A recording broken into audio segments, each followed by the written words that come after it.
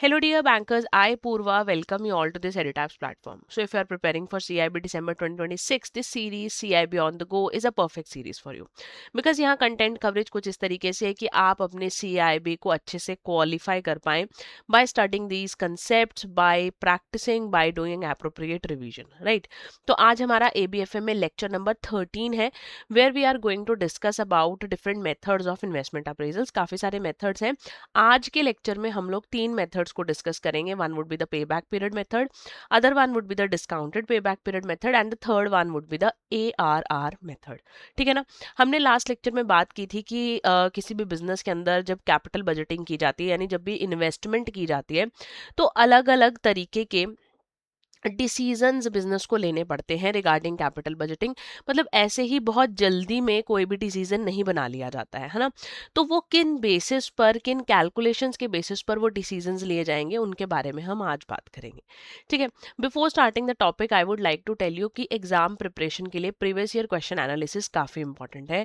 अब previous year question analysis important है but previous year question कहाँ से मिलेंगे.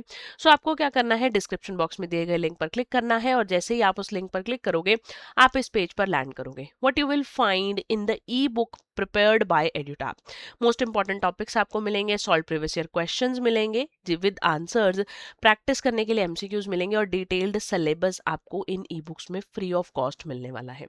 करना क्या है, कुछ डिटेल्स को फिल आउट करना है, डाउनलोड फ्री ई बुक पर क्लिक करना है और ये ई बुक आपकी डिवाइस में आ जाएगी without paying a single penny. और ये ई बुक आपको काफ़ी हेल्पफुल रहने वाली है फॉर द एग्जाम प्रिपरेशन. ठीक है ना. तो इस ई बुक का बेनिफिट आप ज़रूर उठाइएगा और इसकी हेल्प लेकर एग्ज़ाम प्रिपरेशन करिएगा तो काफ़ी अच्छे रिजल्ट्स आपको मिलने वाले हैं. मेथड्स की बात कर लेते हैं. आज का जो टॉपिक है थोड़ा सा न्यूमेरिकल, थोड़ा सा थ्योरेटिकल रहने वाला है. तो पेन एंड पेपर के साथ रेडी रहिए ताकि हम लोग अच्छे से न्यूमेरिकल कंसेप्ट्स को कवर अप, ब्रश अप कर पाएँ. ठीक है ना. तो जैसे मैंने आपको पहले भी बोला कि हम लोगों को कैपिटल बजटिंग करनी है तो डिसीजन लेने के लिए आपको कुछ कैलकुलेशंस चाहिए. ठीक है ना. तो हमें पे back period method, discounted pay back period method या ARR मेथड पढ़ने से पहले एक कंसेप्ट क्लियर होना चाहिए, the concept about time value of money. ठीक है ना. टाइम वैल्यू ऑफ मनी क्या कहता है, आप लोग अब तो काफी अवेयर हो गए इस टॉपिक से. टाइम वैल्यू ऑफ मनी कहता है कि जो मनी की वर्थ आज है ठीक है ना, जो मनी की वर्थ आज है वो फ्यूचर की मनी की वर्थ से ज्यादा है. ठीक है ना. कहने का मतलब कि फ्यूचर में आपकी जो मनी है उसकी वैल्यू डिक्रीज होगी with the change of time, with the passage of time money की वैल्यू डिक्रीज होती है. लेट्स से मैं आपको बोलती हूँ कि आज आप मुझसे 50,000 रुपीज ले लो. ठीक है.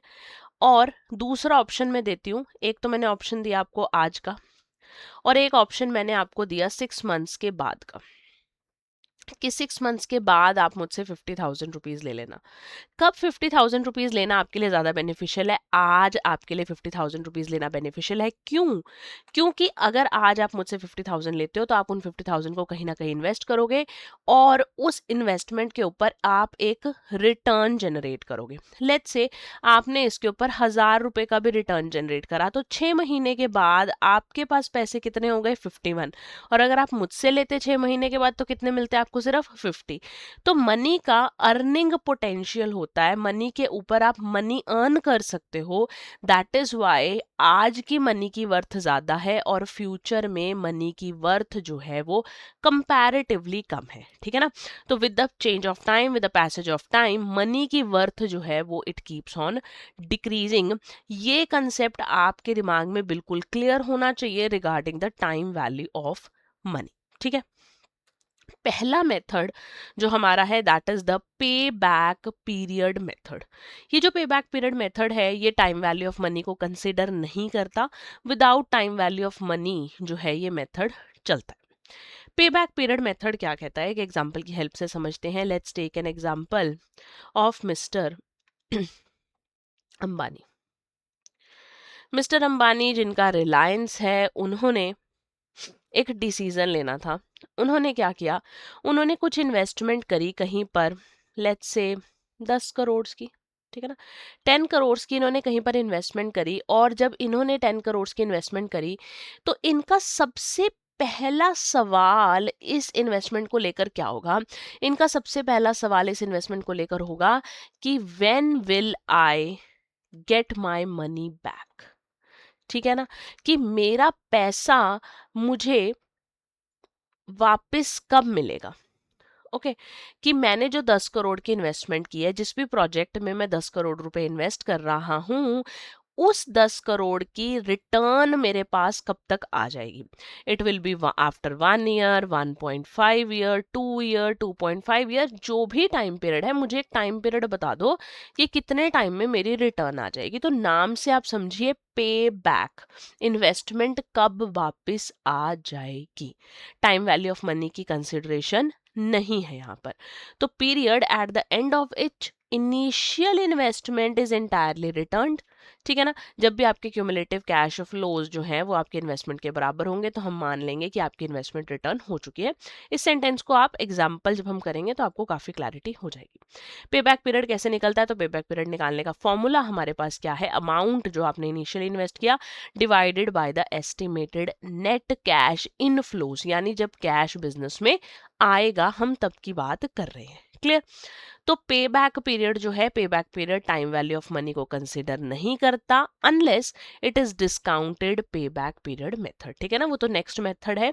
तो हम बात कर रहे हैं कि पे बैक पीरियड मेथड में टाइम वैल्यू ऑफ मनी की कंसिडरेशन नहीं है।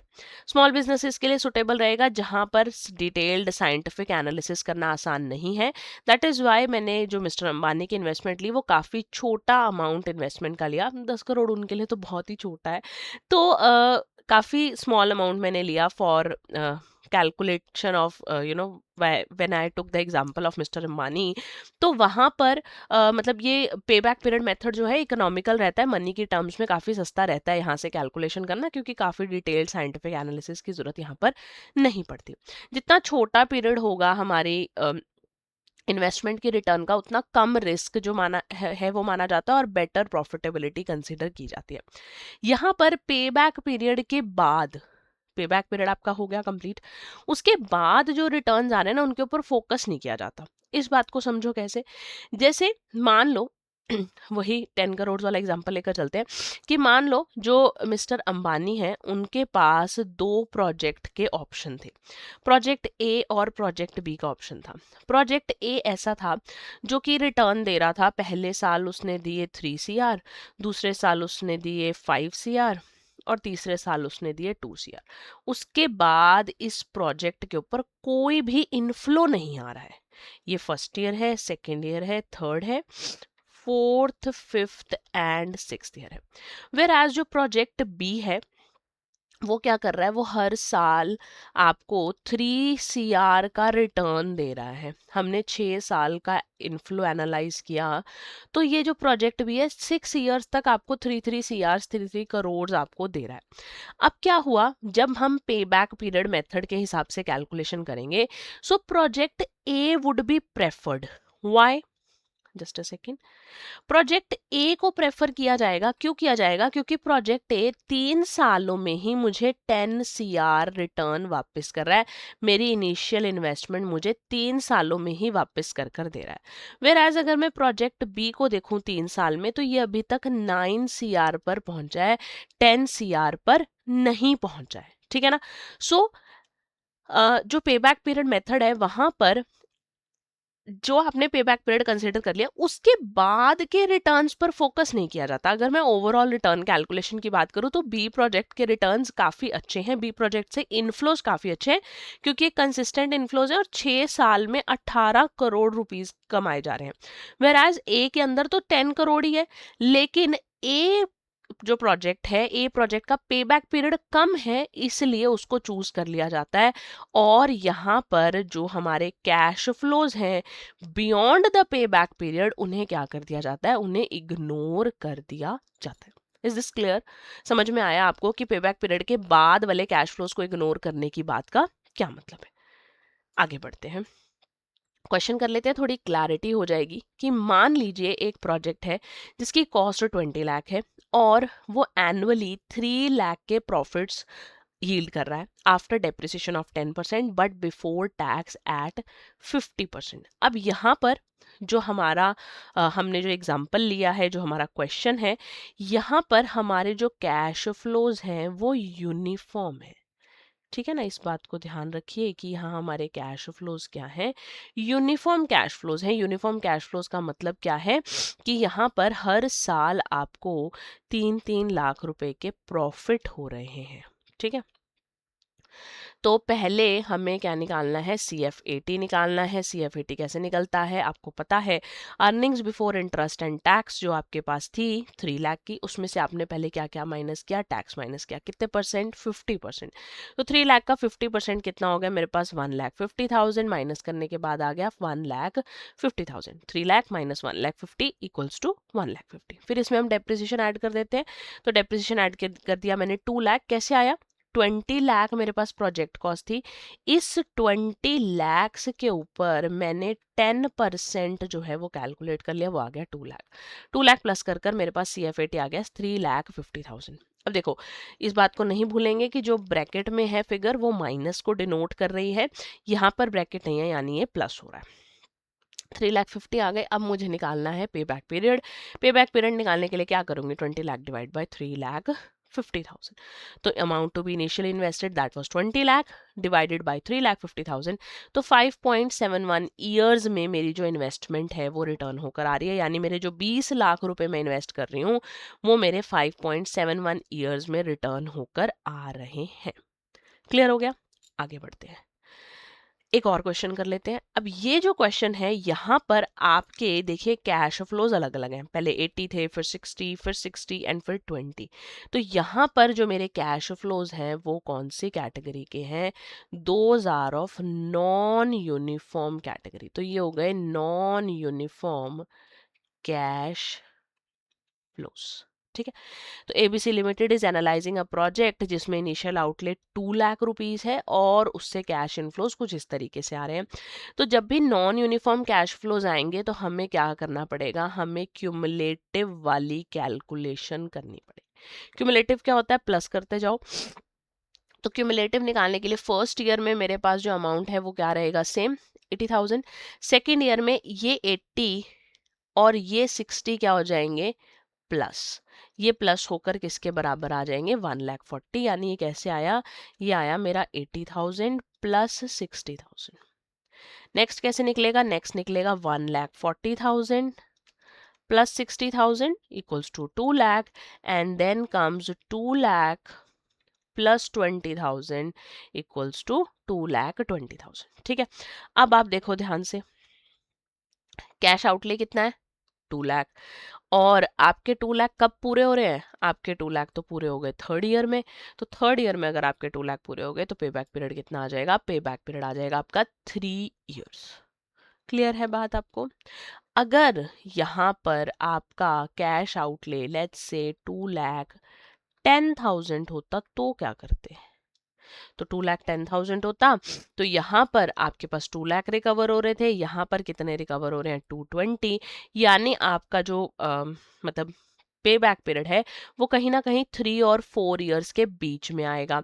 तो उस केस में आप कैसे कैलकुलेशन करते, उस केस में आप कैलकुलेशन करते पे बैक पीरियड की, अगर ये 2,10,000 होता तो कैसे कैलकुलेशन होती, 3 इयर्स हो जाते, प्लस कितना डिफरेंस था, 210 में से जो ये वाले 2 लाख है इन्हें माइनस कर देते तो हमारे पास आ जाता 10,000 डिवाइड बाय टोटल कितने मेरे पास आने वाले हैं पूरे साल में, 20,000 आने वाले हैं।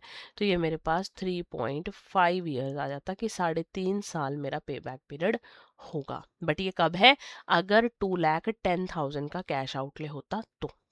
क्लियर हो गई आपको सारी बात कि यूनिफॉर्म के केस में क्या होगा, नॉन यूनिफॉर्म के केस में क्या होगा, और अगर डायरेक्ट आंसर नहीं आ रहा तो कैसे कैलकुलेशन की जाएगी। डन, आगे बढ़ते हैं। अब बात करते हैं डिस्काउंटेड पे बैक पीरियड की।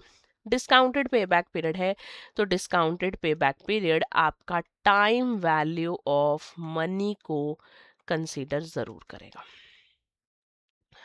ठीक है ना, जो हमने स्टार्टिंग में, इस लेक्चर की स्टार्टिंग में हमने कंसेप्ट पढ़ा है टाइम वैल्यू ऑफ मनी का, कि जो मनी की वर्थ आज है वो फ्यूचर में नहीं होगी, फ्यूचर में उसकी वर्थ कम होगी, वहाँ पर आप कैलकुलेशन मतलब डिस्काउंटेड कैश फ्लो में आप इस कंसेप्ट को एक्यूमुलेट कर कर चलोगे।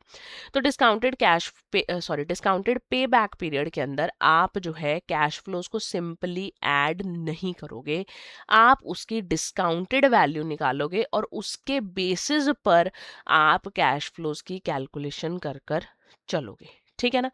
कैसे देखते हैं, देखो डिस्काउंटेड पे बैक पीरियड आपको निकालना है। इनिशियल कैश आउटले आपको 30,000 दिया हुआ है, एनुअल कैश इन फ्लोज आपको 6,000 दिए हुए हैं और आपको रेट दिया हुआ है 15%। रेट किसका है? डिस्काउंट का रेट है। ठीक है, अब अगर मैं सिंपल पे बैक पीरियड से इसकी कैलकुलेशन करना चाहूँ तो पे बैक पीरियड से कैश कैसे कैलकुलेशन होगी? जो आपका इनिशियल कैश आउटले है वो 30,000 है, एनुअल कैश फ्लोज आपकी यूनिफॉर्म है 6,000, तो मेरे पास पे बैक पीरियड देखो कितनी आसानी से आ गया 5 years। बट मुझे डिस्काउंटेड पे बैक पीरियड निकालना है। And if you can recall your JIB concept, तो जहां पर आपको प्रेजेंट वैल्यू निकालनी होती थी उसका फॉर्मूला होता था जिस भी फ्यूचर वैल्यू या जिस भी कैश फ्लोज की आपको प्रेजेंट वैल्यू निकालनी है, this needs to be divided by 1 plus rate of interest power n। तो रेट ऑफ इंटरेस्ट मतलब रेट ऑफ डिस्काउंट जो कि 15% है, और n आ जाता है आपके पास नंबर ऑफ ईयर्स। बट अगर मैं इस फॉर्मूला को अप्लाई करती हूँ तो बहुत ही लेंदी कैलकुलेशन जाती है। So what we are going to do now, हम लोग करने वाले हैं एक अलग टाइप की कैलकुलेशन। क्या करने वाले हैं हम लोग? पहले पीवी फैक्टर कैलकुलेट कर लेंगे। पीवी फैक्टर कैसे आएगा? 15% है, तो आपने कुछ नहीं करना, अपना कैलकुलेटर उठाना है। कैलकुलेटर उठाकर आपको करना है 1 divide by 1 point, just a second,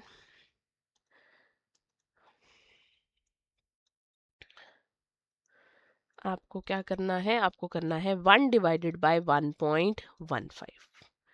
ठीक है, 1.15 कैसे आया? ये जो 15% मुझे गिवन है, 15% का मतलब हो गया 0.15, और यहाँ 1 प्लस इंटरेस्ट रेट था तो 1.15 हो गया। अब जैसे ही मैं 1 डिवाइड बाय 1.15 करूंगी तो मेरे पास आ जाएगा 0.870। ठीक है ना?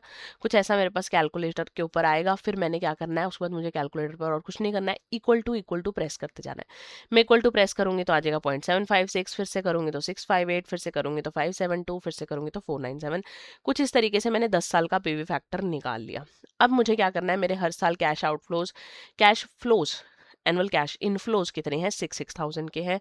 6,000 को पीवी फैक्टर से मल्टीप्लाई कर दूंगी तो मेरे पास पीवी आ जाएगी 522045363948, कुछ इस तरीके से। फिर इनका क्यूमुलेटिव निकाल दो। क्यूमुलेटिव तो आपको आता ही है, ये तो सेम ही रहता है। ये जो सेकंड वाला है यहाँ हो जाएगा 5220 प्लस 4536, थर्ड वाले में हो जाएगा 9756 प्लस 3948, कुछ ऐसे। जब मैंने क्यूमुलेटिव की कैश कैलकुलेशन की, मेरा इनिशियल कैश आउटले कितना था? मेरा इनिशियल कैश आउटले था 30,000। देख लो 30,000 कहाँ पूरे हो रहे हैं, तो 30,000 लगभग लगभग यहाँ पूरे हो रहे हैं। तो अप्रॉक्सीमेटली मेरा जो पे बैक पीरियड है, डिस्काउंटेड पे बैक पीरियड है, वो कितना आ रहा है? 10,000 आ रहा है। This is the approx value. 10 से थोड़ा सा कम ही आ रहा है, क्योंकि 10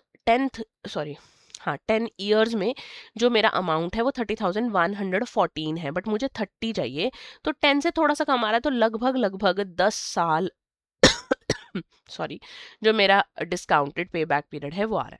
क्लियर हो गई आपको कैलकुलेशन? आगे बढ़ते हैं towards the next concept. Next concept है मेरे पास अकाउंटिंग रेट ऑफ रिटर्न। बहुत ही सिंपल सा मेथड है, अकाउंटिंग वैल्यूज को लेकर चलता है to calculate the cash flows. ठीक है ना? तो एक फाइनेंशियल मेट्रिक जो कि आपकी प्रॉफिटेबिलिटी ऑफ इन्वेस्टमेंट को इवैल्यूएट करने के लिए यूज किया जाता है, फॉर्मूला रहता है average annual net income divided by जो भी आपकी इन्वेस्टमेंट है। 3 मेथड्स हैं और उन 3 मेथड्स के बेसिस पर हम लोग अलग अलग कैलकुलेशंस कर कर चलेंगे। इस मेथड की स्ट्रेंथ क्या है? इस मेथड की स्ट्रेंथ या बेनिफिट्स ये हैं कि ये एक्चुअल डेटा के ऊपर बेस्ड है और अकाउंटिंग इनपुट्स जो हैं उनसे आप काफ़ी फेमिलियर रहते हो, तो ये मेथड कैलकुलेट करना आसान रहता है। Whereas if I talk about the limitations, तो ये प्रॉफिट सेंट्रिक है, कैश सेंट्रिक नहीं है। हमें कैश इनफ्लोज और कैश आउटफ्लोज से मतलब है अंडर कैपिटल इन्वेस्टमेंट, बट ये जो मेथड है, this method is centric on profits. ठीक है। फिर उसके बाद यहाँ पर भी टाइम वैल्यू ऑफ मनी को कंसीडर नहीं किया जाता, जैसे आपके पे बैक पीरियड मेथड के अंदर टाइम वैल्यू ऑफ मनी को कंसीडर नहीं किया जाता। ठीक है। तो क्वेश्चन करते हैं, क्लैरिटी हो जाएगी, तीनों मेथड्स क्वेश्चन में ही समझ में आ जाएंगे। क्या लिखा हुआ है? लिखा हुआ है suppose A limited, suppose A Limited is going to invest in a project a sum of 3 lakh rupees having a lifespan of 3 years. Salvage value आपको मशीन की 90,000 दी हुई है और प्रॉफिट बिफोर डेप्रीसिएशन आपको दिया हुआ है 1,50,000। प्रॉफिट आफ्टर टैक्स और वैल्यूज जो कि आपकी इन्वेस्टमेंट मतलब इन the beginning and at the end आपको ये टेबल क्वेश्चन में गिवन है। प्रॉफिट बिफोर डेप्रीसिएशन 1.5 लाख का दिया हुआ है। डेप्रीसिएशन जो है वो आपको दिया हुआ है 70,000 का, ये क्वेश्चन में गिवन है। डेप्रिसिएशन वैसे 70 ना भी देते तो हमें पता चल जाता, हम क्या करते, हमारे पास 3 लाख जो है वो प्रोजेक्ट की कॉस्ट है, सैल्वेज वैल्यू 90 है, डिवाइडेड बाय 3 हो जाता, तो 210/3 आपके पास कितना आ जाता, 70 आ जाता। डेप्रिसिएशन आ गया 70,000। फिर आपने क्या करना है, हमें निकालना है प्रॉफिट आफ्टर डेप्रिसिएशन, यानी कि इस वैल्यू में से इस वैल्यू को क्या कर दोगे, आप माइनस कर दोगे, तो आपके पास क्या आ जाएगा, आपके पास आ जाएगा प्रॉफिट आफ्टर डेप्रिसिएशन, जो कि आ गया मेरे पास तीनों ईयर्स में 80, 80 एंड 80,000। बिगिनिंग और एंड की इन्वेस्टमेंट दी हुई है 3 लाख, 230, 230, 160, 160 एंड 90। ये डेप्रिसिएशन माइनस किया हुआ और कुछ भी नहीं है। आपको ओपनिंग इन्वेस्टमेंट बिगिनिंग की दे रखी थी 3 लाख, 3 लाख में से पहले 70 माइनस किया 230 आ गया, फिर 70 माइनस किया 160 आ गया, फिर 70 माइनस किया 90 आ गया। पहले मेथड को डिस्कस करते हैं। फर्स्ट मेथड ऑफ कैलकुलेशन है मेरे पास एनुअल बेसिस। एनुअल बेसिस का फॉर्मूला क्या रहेगा, profit after depreciation divided by investment in the beginning of the year. तीनों सालों की अलग अलग कैलकुलेशन होगी, तो अगर प्रॉफिट आफ्टर डेप्रिसिएशन लेना है, यानी हर बार आपको ये वाला प्रॉफिट लेना है इस मेथड में, है ना। तो ये वाला प्रॉफिट लेना है, तो 80, 80, 80 का आपने प्रॉफिट लिया, तो 80 divided by investment in the beginning. Beginning की इन्वेस्टमेंट कितनी थी, 3 लाख, तो मैंने 80,000 को 3 लाख से डिवाइड किया, ये आ गया 26.67, फिर 230 से किया 34.78, फिर 160 से किया तो आ गया 50%। तो मेरे पास एनुअल बेसिस के हिसाब से ईयर ऑन ईयर जो कैलकुलेशन है वो कुछ इस तरीके से आ गई। नेक्स्ट मेथड जो मेरे पास है that is a total investment basis. Total investment basis में मेरा फॉर्मूला क्या रहेगा, average annual profits divided by investment in the beginning of the year. ठीक है ना। तो एवरेज एनुअल प्रॉफिट्स, मेरे पास प्रॉफिट्स कितने हैं, 80, 80 और 80 के, इनकी अगर मैं एवरेज निकालने की कोशिश करूं तो एवरेज क्या आ जाएगी, तीनों को प्लस ही तो करना है, 80 प्लस 80 प्लस 80 डिवाइडेड बाय 3। जब मैंने तीनों को प्लस किया तो it came out to be 2,40,000 divided by 3 which is again कितना, 80,000। तो मेरे पास फॉर्मूला में मैंने वैल्यू सब्स्टिट्यूट की, 80,000 divided by investment in the beginning was 3 lakh, तो 80,000 divide by 3 lakh multiply by 100, तो मेरे पास आंसर आ गया 26.67 on the basis of total investment basis. Returns निकाल रहे हैं, कितने रिटर्न्स हमारे पास आ रहे हैं on the particular investment in the form of percentage.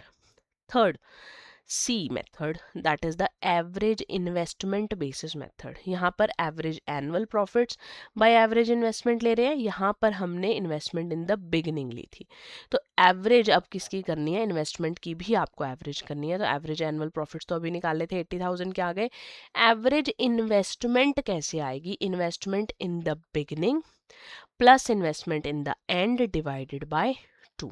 ठीक है ना। तो मेरे पास एवरेज इन्वेस्टमेंट कैसे कैलकुलेट होगी, it will be 3 lakh plus 90,000 divided by 2, it is 390 divided by 2, तो ये हो जाएगा 1,95,000। तो 80,000 डिवाइडेड बाय 1,95,000 मल्टीप्लाई बाय 100, तो मेरे पास वैल्यू आ जाएगी 41.03 बेसिस। अगर मैं एवरेज इन्वेस्टमेंट के बेसिस पर देखूं तो लगभग मेरे पास 41% रिटर्न्स जो है वो आ रहे हैं। क्लैरिटी हो गई आपको पे बैक पीरियड की, डिस्काउंटेड पे बैक पीरियड की और ARR की। आसान है, अगर आपने साथ साथ कैलकुलेशन किया तो और भी आसान आपको लगे होंगे। सो ये रिवीजन शीट को यूज कर सकते हैं to revise the today's topic, जहां पर हमने पहले पे बैक पीरियड डिस्कस किया, फिर डिस्काउंटेड पे बैक पीरियड किया और फिर ARR किया, और तीनों के क्वेश्चंस को भी हमने साथ साथ सॉल्व किया। अब कुछ प्रैक्टिस क्वेश्चन कर लेते हैं। क्वेश्चन नंबर 1 है, a project costs 15 lakh. It generates an annual profit before tax of 2,50,000. After depreciation, and depreciation is charged at 10% on the original cost and the tax rate is 40%. आपको निकालना है payback period. तो annual profit before tax दिया हुआ है, यानी कि EBT कह लो या PBT कह लो, अर्निंग्स बिफोर टैक्स या प्रॉफिट बिफोर टैक्स, आपको कितना दिया हुआ है 2,50,000। इसमें से क्या माइनस कर देंगे, इसमें से माइनस कर देंगे टैक्स। टैक्स रेट कितना है 40%। 2,50,000 का 40% comes to 1 lakh. 1 lakh minus हो गया, ये मेरे पास आ गया 1,50,000। ये आ गया मेरे पास अर्निंग्स आफ्टर टैक्स। फिर आपने इसमें क्या प्लस कर देना है, डेप्रिसिएशन। डेप्रिसिएशन कैसे आएगा, 15 लाख प्रोजेक्ट है, 10% आपका डेप्रिसिएशन का रेट है, तो 10% ऑफ 15 लाख यानी कि 1,50,000। डेप्रिसिएशन भी 1,50,000 आ गया, इन दोनों को प्लस कर दिया, तो मेरे पास CF80 कितना आ गया है, CF80 आ गया है 3 लाख। क्लियर हो गया। मुझे निकालना है पे बैक पीरियड। पे बैक पीरियड का क्या फॉर्मूला था, पे बैक पीरियड का फॉर्मूला था एवरेज जो भी आपका कैश आउटफ्लो है प्रोजेक्ट के ऊपर डिवाइडेड बाय जो आपके इनफ्लोज हैं। तो हमारे पास आउटफ्लो था 15 लाख का, इनफ्लोज हमारे पास है 3 लाख के, तो ये मेरे पास हो जाएगा 5 इयर्स, यानी कि ऑप्शन बी। ठीक है, समझ में आया आपको कैसे कैलकुलेशन होगी। आगे बढ़ते हैं क्वेश्चन नंबर 2 की तरफ। Question number 2, a project involves initial investment 5 lakh, PAT profit after tax दिया हुआ है 60, 80 and 1 lakh. Total investment basis के ऊपर आपको ARR कैलकुलेट करना है। तो एवरेज प्रॉफिट्स निकाल लेते हैं पहले। Average profits by initial investment, यही था ना मेरा फॉर्मूला। तो एवरेज प्रॉफिट्स सॉरी कैसे आएंगे, it will be 60,000 plus 80,000 plus 1 lakh divided by 3, तो ये हो जाएगा 240 डिवाइडेड बाय 3 यानी कि 80,000। एवरेज प्रॉफिट्स आ गए 80,000। इनिशियल इन्वेस्टमेंट है मेरी 5 लाख मल्टीप्लाइड बाय 100, तो ये मेरे पास कितना आ जाएगा, दिस विल बी 16% यानी ऑप्शन सी। क्लियर है, ARR भी हो गया सॉल्व। क्वेश्चन नंबर 3 पर चलते हैं। Company is evaluating a project, management is particularly concerned about how quickly it's investment can be recovered. तो कॉम्प्लिकेटेड एनालिसिस नहीं करना चाहती है, कौन सा मेथड ज्यादा सुटेबल रहेगा, तो पे बैक पीरियड मेथड सुटेबल रहेगा यहाँ पर। ठीक है, अब आपने समझ लिए तीनों मेथड। अब एग्जाम की स्ट्रक्चर्ड प्रिपरेशन की बात कर लेते हैं। तो अगर आप स्ट्रक्चर्ड प्रिपरेशन करना चाहते हैं, for that you can join the courses as offered by EduTap. Courses को कैसे अवेल करेंगे, कोर्सेज सेक्शन में एड्यूटैप की वेबसाइट पर जाएंगे, edutap.in, कोर्सेज सेक्शन में जाएंगे, CAIB कोर्सेज पर क्लिक करेंगे, साइड से स्क्रॉल डाउन करेंगे तो आपको CIB के सभी कोर्सेज विजिबल होंगे एज ऑफर्ड बाय एड्यूटैप। हम लोग बात कर रहे हैं about the CAIB master course, एक ऐसा कोर्स जहां पर आपकी सारी तैयारी पक्के वाली होने वाली है, यानी one stop solution for all your problems regarding CAIB। क्या मिलेगा आपको? यहाँ पर मिलेंगी डिटेल्ड कंसेप्ट क्लासेस, जहाँ पर आप अपने सिलेबस को आसानी से कवर अप कर पाएंगे। देन आपको मिलेंगे IIBF की बुक के हिसाब से बनाए गए concept notes, previous year questions मिल जाएंगे, और प्रैक्टिस के लिए चैप्टर वाइज और फुल लेंथ मॉक टेस्ट मिल जाएंगे, जिससे आपकी रिवीजन और प्रैक्टिस बहुत अच्छे से हो जाएगी। तो एक ही जगह पर सारी प्रिपरेशन आपकी हो सकती है। आप इस कोर्स को जल्दी से जल्दी एनरोल कर लीजिए, ताकि आप अपनी प्रिपरेशन को टाइम से कंप्लीट कर पाएं और लास्ट मोमेंट पैनिक आपको ना हो। ये कोर्स आपको 2 वैलिडिटीज के साथ अवेलेबल है, 1 is for 8 months and 1 is for 12 months. तो अपनी रिक्वायरमेंट के हिसाब से आप वैलिडिटी सिलेक्ट कर कर कोर्स को चूज कर लीजिएगा। अब एक और बात, ये कोर्स चारों ही सब्जेक्ट्स का भी अवेलेबल है, और सब्जेक्ट स्पेसिफिक भी अवेलेबल है। For BFM there is a separate master course, for ABFM there is a separate master course, ABM के लिए अलग, BRBL के लिए अलग से मास्टर कोर्स अवेलेबल है। ये जो मास्टर कोर्सेज हैं, यहाँ पर आपको मिलेगा एक और ऑप्शन, मेंटर टॉक का। हर सेकंड और फोर्थ सैटरडे 3 बजे आप अपने मेंटर्स के साथ बात कर सकते हो, आप स्ट्रैटेजीज डिस्कस कर सकते हो, अगर लैक ऑफ मोटिवेशन लग रहा है तो उसके बारे में बात कर सकते हैं। मतलब आपकी CIB की प्रॉब्लम्स के सॉल्यूशंस जो हैं वो आपको मिलने वाले हैं हर सेकंड और फोर्थ सैटरडे को। अगर आपको लगता है कि आपको सिर्फ और सिर्फ टेस्ट सीरीज चाहिए, आपको कंटेंट कवरेज नहीं चाहिए, तो आप उसके लिए CIB की टेस्ट सीरीज में एनरोल कर सकते हो, जिसमें आपको हर सब्जेक्ट के चैप्टर वाइज और फुल एंड मॉक टेस्ट मिलेंगे along with the previous year questions. ठीक है ना? बाय नाउ पर क्लिक करेंगे, और बाय नाउ पर क्लिक करने के बाद प्रिवेलेंट डिस्काउंट कूपन को लगाना नहीं भूलेंगे, ताकि आपको मैक्सिमम डिस्काउंट मिल पाए। और एक और बात कि इस टाइम पर इंडिपेंडेंस डे सेल चल रही है ऑन एड्यूटैब, जहां पर आपको मिलेगा flat 80% of on all your courses. तो CIB के कोर्सेज को आप 80% ऑफ पर अवेल कर सकते हैं। ये मौका बार बार नहीं आएगा। 13 to 15 अगस्त ये सेल अवेलेबल है, तो जल्दी से जल्दी जाइए और इस अपॉर्चुनिटी को ग्रैब कर कर जल्दी से कोर्सेज में एनरोल कर लीजिए।